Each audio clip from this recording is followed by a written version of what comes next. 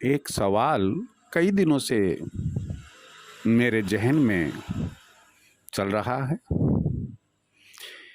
वो ये है कि क्या हम अपना और अपने परिवार के सदस्यों का काम खुद नहीं कर सकते? अपने घर की साफ सफाई, अपने घर के सदस्यों के कपड़ों की धुलाई, प्रेस करना, खाना बनाना, खाना खिलाना, क्या हम खुद नहीं कर सकते? क्या इतने स्वावलंबी हम नहीं हैं? आप ये सोच रहे होंगे कि ऐसा मैं क्यों अपने ज़हन में सवाल लेकर चल रहा हूँ। वह इसलिए है कि इन सब कामों के लिए हम किसी न किसी रूप में घर पर सर्वेंट रखते हैं। ज़्यादातर जो सर्वेंट होती है वो फीमेल सर्वेंट होती है, जिसे हम बाई के नाम से भी जानते हैं। आप सोचेंगे, क्या हम सर्वेंट रखने के योग्य नहीं हैं? क्या हम सर्वेंट रख नहीं सकते हैं?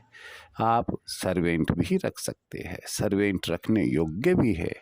लेकिन कभी आपने ये सोचा कि आपके घर की बरकत, आपके घर की सुख शांति, आपके घर में बवाल जो पैदा होता है, सुख शांति खत्म होती है, जो रिद्धि सिद्धि है वो खत्म होती है, घर में एक नकारात्मकता आती है। इन सब के पीछे कहीं एक कारण घर के सर्वेंट का तो नहीं है। क्यों?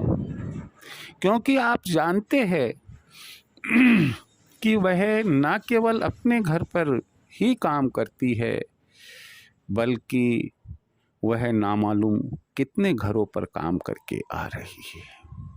उसके साथ में नेगेटिव एनर्जी का भंडार भरा हुआ है।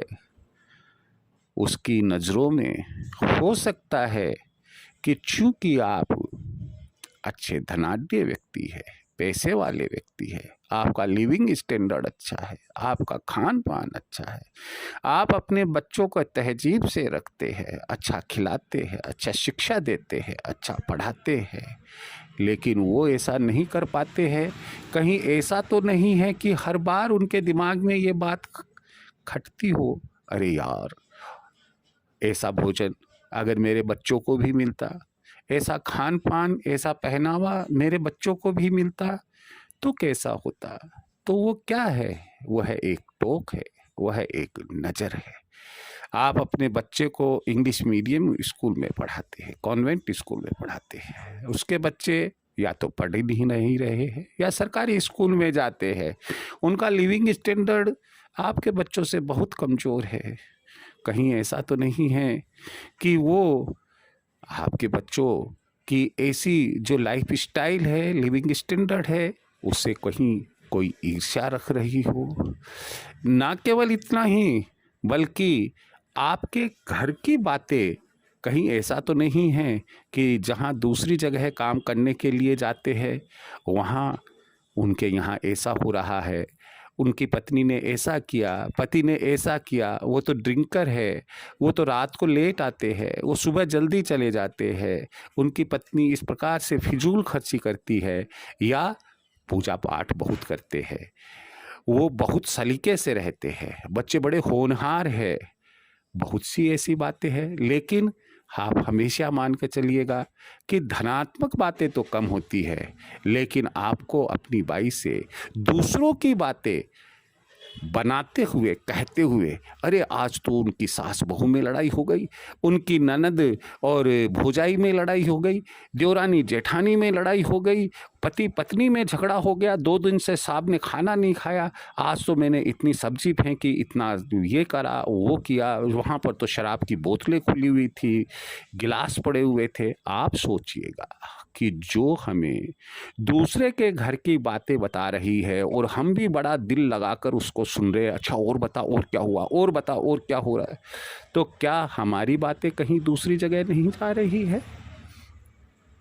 जब ये सब कुछ है तो फिर हम कैसे मान कर चले कि हमारा परिवार ऐसे व्यक्तियों के घर में प्रवेश करने पर समृद्धशाली होगा, सुखी होगा, शांतिपूर्ण जीवन व्यतीत करेगा, घर के भंडार में हमारे रिद्धि सिद्धि आएगी ना? ऐसा सोचना भी गलत है।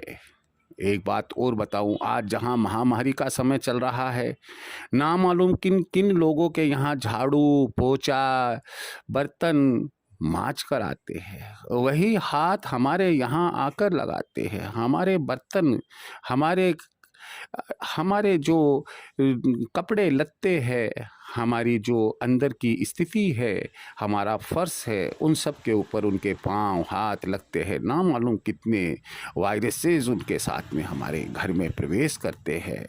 और आप एक बात हमेशा ध्यान रखिएगा कि वो जितनी देर हमारे यहाँ काम करते हैं, उनकी नज़रें अपने काम पर कम और इधर उधर ज़्यादा रहती है। आखिर ऐसा क्या है, ऐसा क्यों है?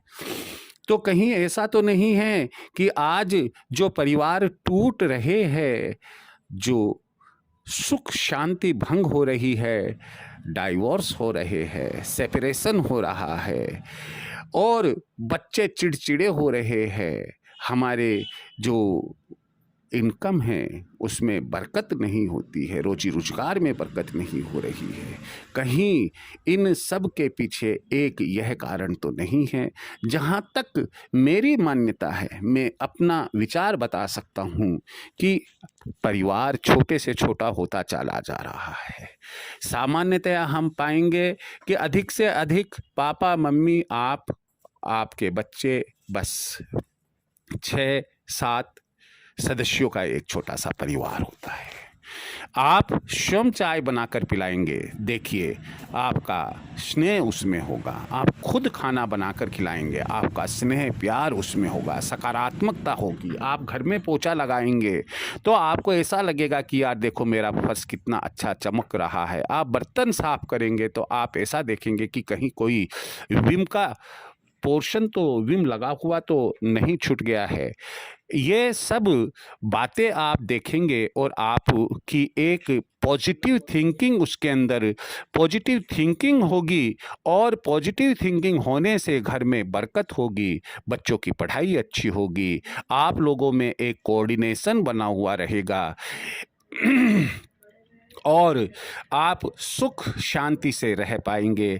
मेरा तो यही कहना है और मेरा अपना विचार है कि हमें जहाँ तक हो सके स्वावलंबी रहना चाहिए। अधिक से अधिक आप अपने गार्डन की सफाई के लिए, आप अपने जो शौचालय वगैरह की सफाई आदि के लिए अगर कोई डोमेस्टिक सर्वेंट रखते हैं कोई दिक्कत नहीं है, लेकिन घरेलू कामों के लिए आपको डोमेस्टिक सर्वेंट चाहे मेल हो या फीमेल कदापि नहीं रखना चाहिए।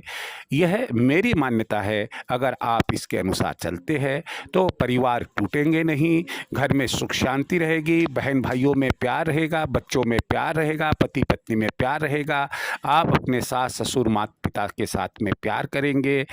जय श्री कृष्ण।